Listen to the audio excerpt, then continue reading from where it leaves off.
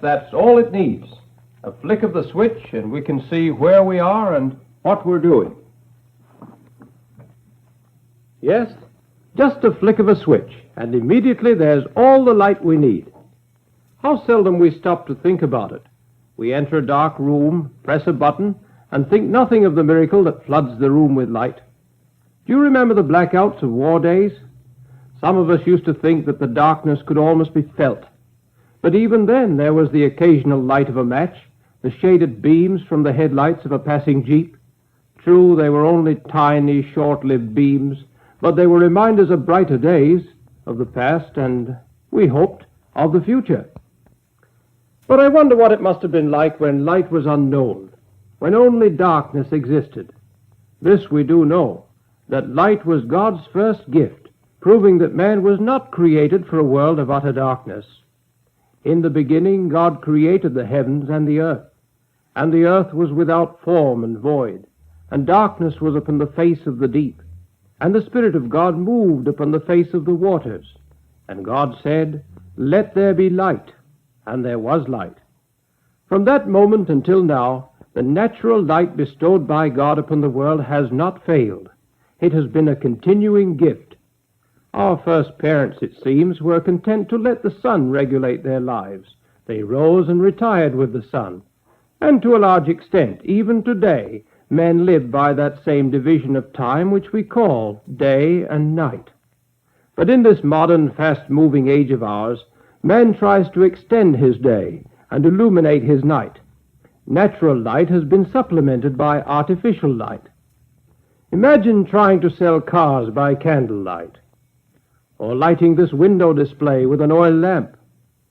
Man has carried light into all sorts of odd places, into the barns of isolated farms, into the factories of the world where night can hardly be distinguished from day, into the pupil of the eye, and even into ovens and refrigerators.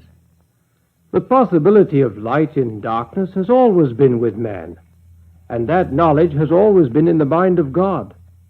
But it has taken man long centuries of painful search to learn the secret, and even now he doesn't know the complete story. But it's a fascinating story. Perhaps the first chapter was written when, for the first time, early man saw or made fire, a fearful and wonderful discovery. Did he see lightning from the heavens strike a tree, and the tree burst into flame? Or did he slowly learn how to make fire for himself? Once man knew that fire could be created, he wanted to capture it. Reeds and rushes became torches, or kindled the larger bonfires, but the torch had to be held, and this could be inconvenient, and a bonfire had a consuming appetite, and constant tending was a nuisance.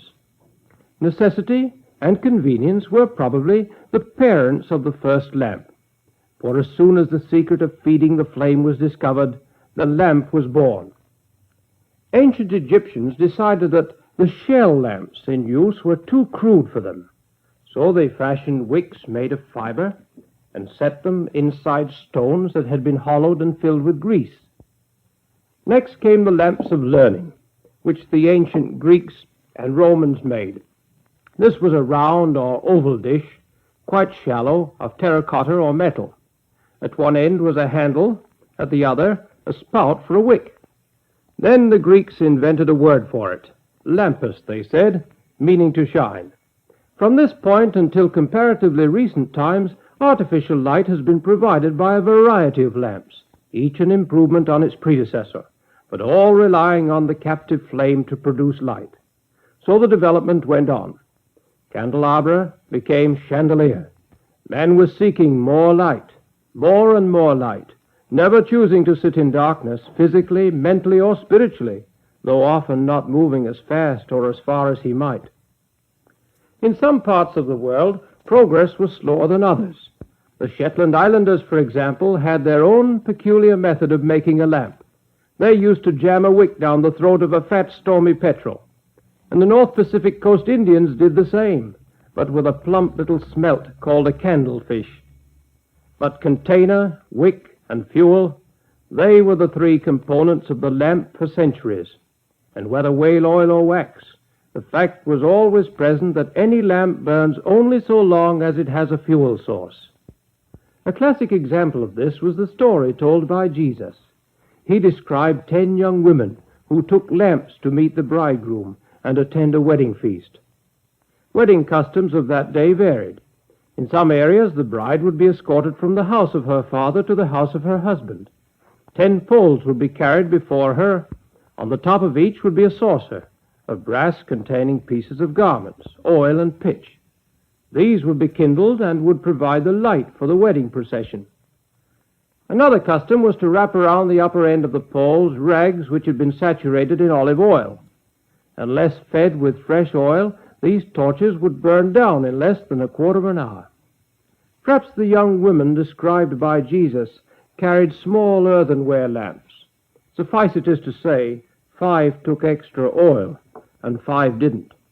The bridegroom's coming was delayed. The lamps of the 5 unprepared women had gone out from lack of fuel.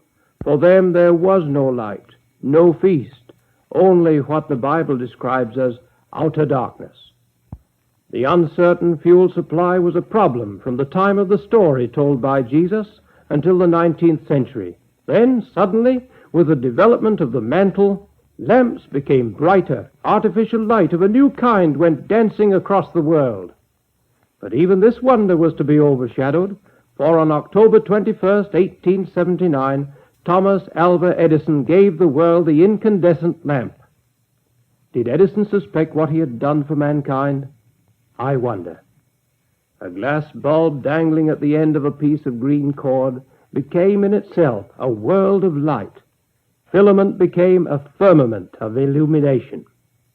And now a miraculous radiance flooded the homes of the world and illuminated its streets, flashed and blazed in a million windows.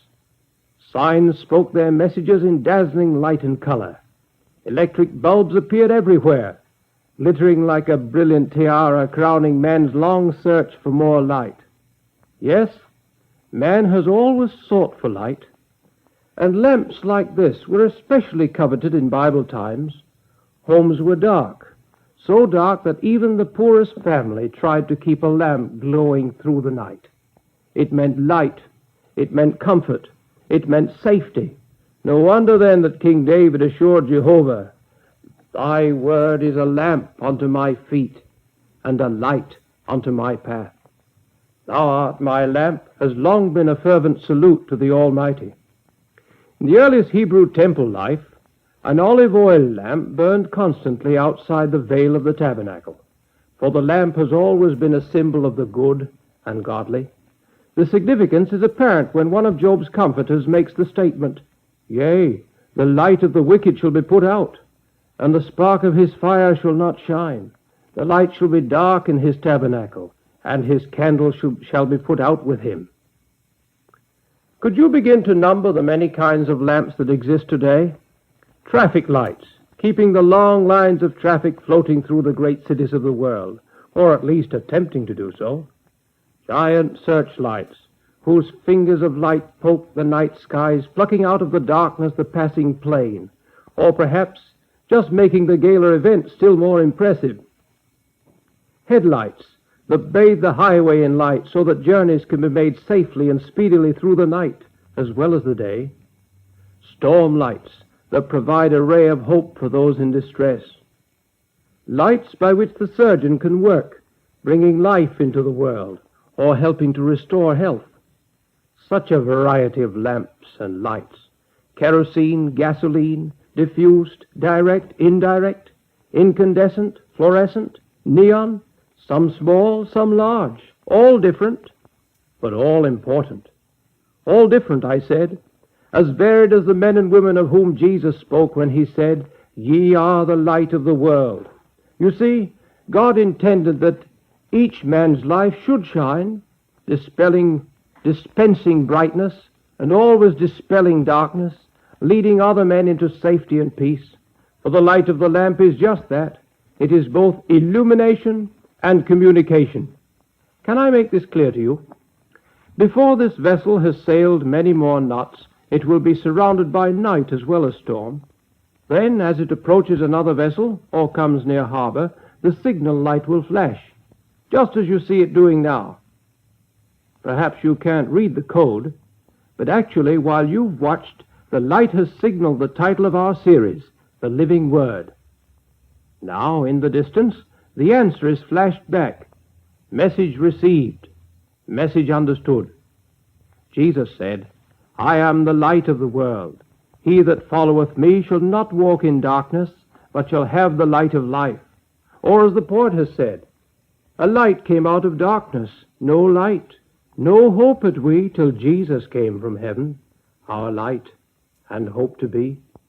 The purpose of his coming to men was to win them from darkness, to make their way plain and bright, shining more and more unto the perfect day. In him was light, and the life was the light of men, and the light shineth in darkness. That light, which is the true light, has never ceased shining through the long night of man's sin, through the shades of persecution and conflict. It shines steadily, illuminating the way, communicating the message of life and of love. Does your life respond? Does your heart answer to the radiance of God's love as it beams fall upon you? I hope you are able to testify that the darkness of sin has been replaced in your life by the light of God's presence and power.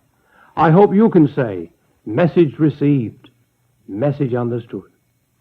I heard the voice of Jesus say, I am this dark world's light.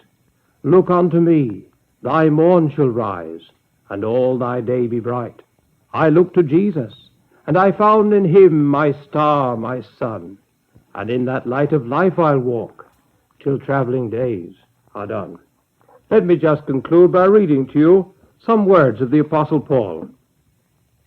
But if our gospel be hid, it is hid to them that are lost, in whom the God of this world hath blinded the minds of them which believe not, lest the light of the glorious gospel of Christ, who is the image of God, should shine unto them. For we preach not ourselves, but Christ Jesus the Lord, and ourselves your servants, for Jesus' sake. For God, who commanded the light to shine out of darkness, hath shined in our hearts, to give the light of the knowledge of the glory of God in the face of Jesus Christ. And now, to everyone everywhere, our three-word benediction. God bless you. Don't forget, join us again when we will seek to learn more of the message and of the meaning of the living Word.